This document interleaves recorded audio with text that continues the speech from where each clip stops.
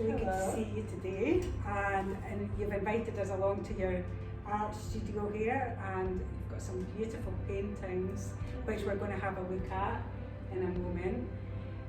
So Neovi has very generously donated 2 prints to the Flourishing Well, and for anybody that doesn't know what the Flourishing Well is and what we do, we're a holistic wellbeing charity, and we've been providing one-to-one holistic therapies and wellbeing workshops to people to help with their mental and physical well-being, and their carers who are experiencing financial hardship. So we're delighted to be here with Neovi today, and really excited. Neovi's done a new painting here, which is, I'm sure you can see it all. It's absolutely gorgeous. Thank you very much. So Neovi, shall we start with this painting, and then we can find out a bit more about what inspired you and where your art started, and about all your other artworks, and then we can have a look at the beautiful paintings that you've donated. So I will begin with this piece here. This is called Diving into the Unknown, Guided by Angels. And this piece was actually sent to me, it was an image that was sent to me by someone else. So I would normally begin my paintings with an idea that I've had within my mind, or being inspired from a place that I have went to, and I would take the photograph myself, so it's my art from start to finish. However, this was a little bit different, and actually I feel like this was, I don't believe in coincidences. This was sent to me for a reason, to enable me to unlock a message for the collective. And recently my paintings have been, they've had more Vortex type of styles within it. And actually I feel like this has been a symbolism of what the collective has been going through. The collective has been shifting through this energetic paradigm, and we've been shedding all these layers of karmic build-up, of blockages within ourselves, of restrictions and relationships in our inner mind. So this is a diver, which she's a free diver. She's free from any baggage. She's completely at one with the water, and she's surrendered to the water, to the element of water, and she's allowing it to carry her and flow and glide through it like the water within us. Beautiful, yeah, absolutely beautiful, and I really feel it. And when I came into your studio today, I got such an emotional experience from that. It was freedom, you know, just that feeling of freedom and liberation. And this, the spiritual aspect of it, you can really feel it. And I don't know, hopefully you can see with the camera here, but the feeling of it when you're actually in its presence, and the way you've described it is spot on. Oh, thank you so much. I have seen that with the collective as well, so it's spot on. The colours are so vibrant, and it's just absolutely amazing, Neovi. Thank you so much. Amazing.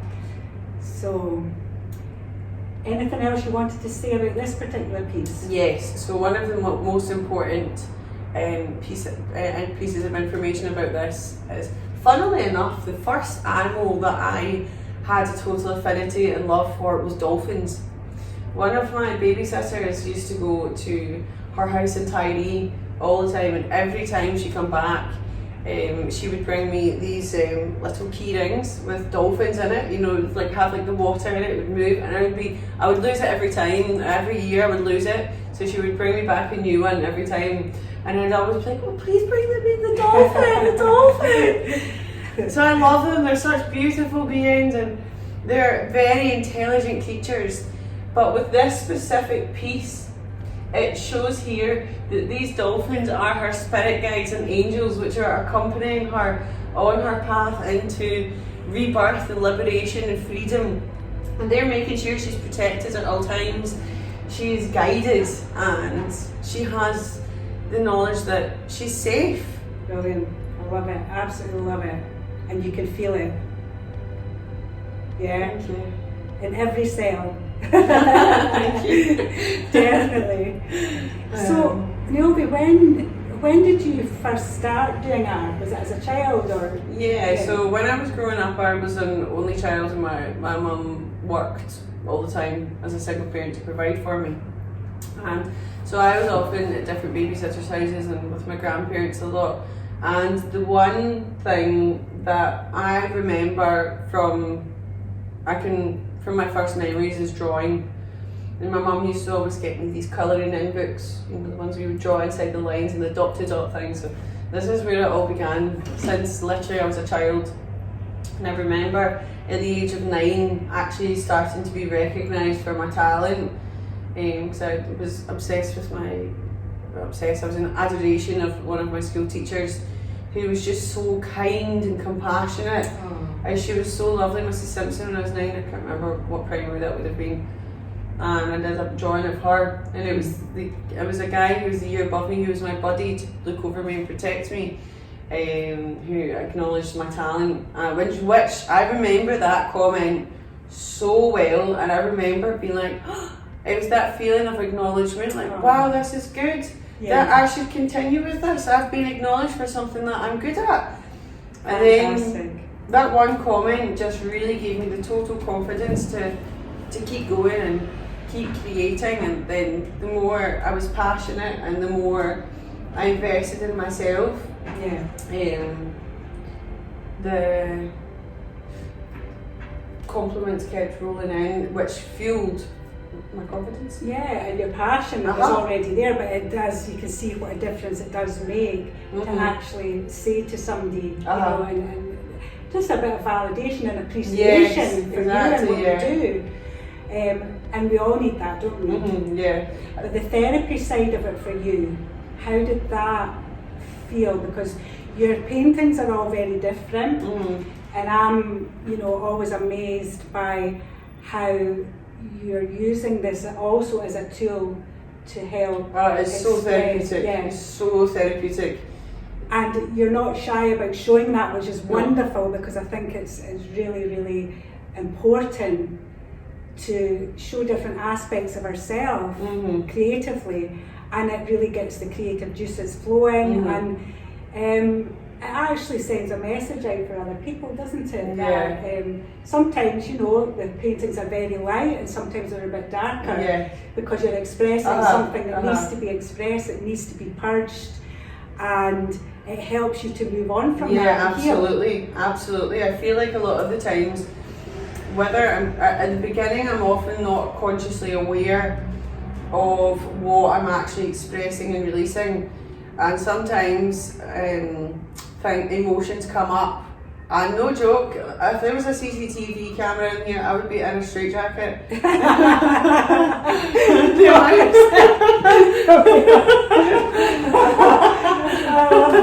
love your sense of humour, anyway. It's brilliant. We need that sense of humour always, don't we? Yeah, I feel like as well what. And I've been there many times too. Did I really say that out loud? Thank God nobody's here to hear that. I answered well. Thankfully. No, it's not even for words, it's the emotions that can come out. Like sometimes certain emotions will come up and I'm actually not aware of what it is I'm releasing. But these honestly screams can come out, and I feel like so many people in this day and age suppress everything and keep everything in, which eats at our insides, it eats from the mind, and it creates all these mental health illnesses and physical illnesses. Both, for sure. I feel like it's so important to allow yourself to really get into the flow of your creativity and surrender to the emotions that come out. Whether it be a scream, a laugh, a cry, a dance. I've done plenty of dancing in here too. But it's about acknowledging and honouring these emotions, you know, and it's perfectly natural. And it helps with all aspects of life, doesn't it? With relationships and absolutely. Work and you know, because relationships are the sort of right up there, aren't they? All different types of relationships. So to be able to be authentic and vulnerable in that way. It's not easy. No, being vulnerable is a huge, massive aspect of creating. Yeah. Because you have to be vulnerable to yourself. Yeah. And to your own soul to allow the therapy to happen. Yeah. Because if you try to keep it restrained, it's forced. It's not authentic. Yeah. When you're vulnerable and allow the art to become a therapy, it can be daunting. Yeah. But it's the most beautiful, satisfying type of therapy, and for me and my practice, as during your process of bringing out their emotions and facing it and acknowledge it, you then have something to show and reflect on it. Yeah. And actually I feel like why my paintings are so different as well is because I've genuinely been processing something different in each painting, and I can look back on them and be like, oh yeah, I was going through this and this one and that one, and oh, this is when I was feeling this, and really it's like a visual story of therapy. Yeah, and your growth is very cathartic. Yes. For you, and you can tell, and it's fascinating for me to watch and to feel all of this. So, would you like to show us the paintings, the prints of the paintings that you're going to be donating to the Flourishing Well, and just tell us a little bit about both of these, because you've very kindly donated two. So the first one's mounted. We will be getting the second one mounted and wrapped to also. We'll just show you this. So, I'll bring it closer to the camera so you can see the details. This one is called The Eye of Nature, and this one I created as part of an artist in residency at the Catherine Rattray Gallery in 2018, yes, December 2018. And I was doing a 2-week-long residency, and I pushed the limits beyond all of my own expectations and all of what should be humanely possible. Thanks to Catherine Rattray, who was a major influence and total support, total rock for me, and she was the one who really gave me the confidence to pursue my vision. And this one, so this residency, I was wanting to do a painting relating to each of the 7 chakras, and so this, and also the healing stages that you may go through when you are unblocking each chakra. So this one, as you may tell, is related to the third eye. So she's in a deep meditative pose, and so first of all, I'd like to actually say that I created all this texture, and there was really thick paint. I was really throwing it on. It was really cathartic, and it was on a big board, so I was like hitting the board off the ground to get the paint to fall down in different directions. It was, some of it was carrying it, and a major part of this is releasing the need for control. Yes, absolutely. Absolutely, because you feel that there. Yeah, I've actually got angel bumps all over me when you said that there. Because I've seen you in action, and just you're able to use that energy and get it out. So it's not just the mind and the expression. You're able to use the energy and flow with it, so it almost becomes a dance. Well, it doesn't almost become. It does become a dance. Between you and the canvas. Yeah. Sorry. Okay, when you go. Thank you. So there's this mess behind her, which it's not a mess, but while I was creating it, looked like a mess, which is symbolic to this part of the painting. Because as you can see, she's got all these beautiful soft feminine tones, and as her energy's coming up, it's opening the third eye up into this lotus. So as the third eye is opening like petal by petal, it's making the constraints of her mind and the limiting beliefs that she's acquired from society melt away. You can see like the from even the stems here. This is all melting away. It's all of these false perceptions just melting as the reality begins to open and blossom before her very eyes. And this brings an understanding of how everyone and everything, nature, human beings, are all connected. We are all one. So this is the pinnacle realization, to realize that we are all connected. We're all energetic beings, vibrating together. Yeah, and how we affect each other. Yeah. Exquisitely put. Thank you. Very eloquent. So thank you very much. We're absolutely delighted to receive this, and we will be putting that on our eBay shop so that people can bid for that. For the art auction. Yeah, for the art auction that we're doing. So, Neovi, are you finished with yes. telling us about that one? Do you want to, Mhm. to tell us about this other one here that you've donated? So this print is called Intuition. Bring it closer so you can see the details. And this was the final piece of this same exhibition as it relates to the crown chakra, receiving information from the divine. And actually where this inspiration for this image comes from, came from my second Vipassana, which is a 10-day silent meditation course where you go in, you give in your phones, your notebooks, your anything that may possibly distract the mind. And you can't look or talk to anyone for 10 days. It's challenging.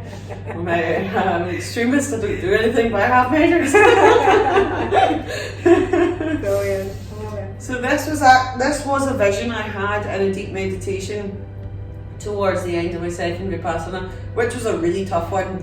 The first one seemed to be a hell of a lot easier than the second one, because our mind is like, my philosophy teacher from my yoga teacher training course put things very nicely to me. Prabhakar, he told me that the mind is like an onion and we have many, many layers to it. And if you think about peeling an onion in the beginning, it's very easy because the layers at the top are easier, they fall off easier. As you go deeper, your eyes begin to cry.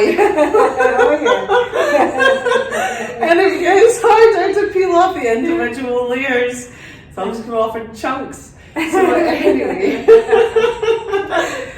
Yeah. This Vipassana was grueling. It was hard. So this vision came to me after I had overcome a huge mental and emotional hurdles, and I was blessed with this gorgeous image, and I had this beautiful energy surge through me that let me know that I had access to my intuition and the divine coming to me through my intuition, and all I had to do was to tap into it and listen. So I created this piece to show the divine bestowing me with clarity, information, and wisdom. Brilliant. Absolutely love it. Thank you. So that's the two paintings that you're donating. So what we're going to do now is just going to have a little look around Neovi's art studio here. We're up in Dundee, a very high rise building here. So we've got a beautiful view around.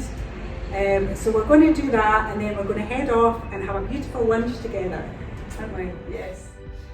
So this piece is called Breath of Love, and this piece I created last summer, August 2020, when I was really stepping into my own feminine energy.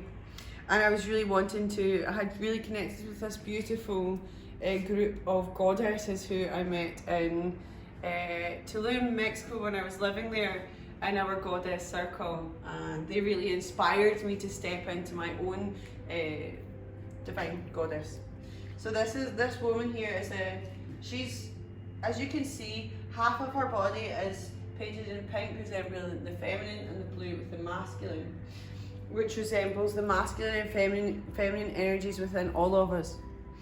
And her hair, which is like flowing down and is almost like a cape, is her internal burning fire, which fuels her throughout life, through her passion and purpose in life. And you can see here that all of her energy is coming up into this area, and these were all cracks within the painting, the cracks of where I had separated the paint. And basically this is her breath of love, which is healing all the cracks together of the world. All of the anger, bitterness, hate, jealousy and control and power is what separates the world. And the breath of love, the power of positivity and giving your love into the world without expecting anything in return is what will heal the world back together again. Yeah. And did you find a big release actually while you were doing that? Yes, and afterwards? Absolutely, yeah. This was really a liberating piece for me to paint myself, and to realise just how important it is to constantly have a positive outlook and to constantly speak positively to others to help heal the cracks of the earth. Yeah. Brilliant. Thank you very much. What about this one here? This one is a work in progress, so it's not finished yet. Okay. And so the title is not quite there yet either. It's also a work in progress. Okay. However, this is relating to the third eye. I'll stand behind here. Okay. So it relates to the third eye really opening, like the vulva, like the female genitals, as this contains a world of creation within it. Yeah. And if we allow ourselves to come into the power of our sacral chakra, our point of creation, we can allow our uniqueness and beauty to shine out from within. Yeah. And this also allows you to see the worlds within worlds. The womb represents also the universe. Yeah. So that you have an abundance of creation, you have an unlimited source of creation and power and creativity within this. So this painting is allowing the third eye and your sacral chakra to become unblocked and open, to allow you access, to be able to find the beauty within and to express it out with. Lovely, that's amazing. The symbolism is phenomenal, and I love the way that you've explained everything, and the colours are so beautiful. Thank you. Yeah, absolutely gorgeous. So there's one more that you were going to explain to us. So this is the blue Vortex, and this was, while I was creating this, I realised the symbolism behind this is similar to what you will experience on your path of healing. So as you can see, this looks nothing like what you would in your mind I identify with as a path, because this is not how healing happens. It goes, in my opinion, this is like a swirl, and it swirls all the way in. So here you're in the darkness of the mind, you're in fear, you're in shame, you're in judgment, you're in victimization, and you're in reaction rather than response mode. And then as you start to see the beauty, things start to change and you start to experience more lighter parts. Yes, there's some darkness. And then you follow in this path where you've chosen to be guided to, followed by a huge karmic outspill, a huge karmic burst of things that you have to live out with within your karma. The curveball. Yeah, it's a curveball. And I like to see this little bit here. This looks like a little stick man, and he's trying to rise up. But if you look, it's like the universe is trying to actually separate all of his limbs, and it's literally trying to pull him apart together so that he can be pulled back together in a more purified way. So is that like all the triggers? Yeah, this is, yes, this is all your triggers. This is your, and then as you go through here and you're like, oh my goodness, wow, I'm in this beautiful area of love and light and compassion, wow.